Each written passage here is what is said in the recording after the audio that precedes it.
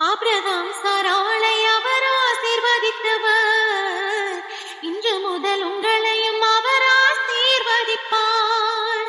கர்த்தருக்குள் சந்தோஷமாய் எப்பொழுதும் இருந்தால் நித்தம் வாழ்வு சமாதானமே. ஈசாக்கு ரெபெக்காளை ஆசீர்வதித்தவர், இன்று முதல்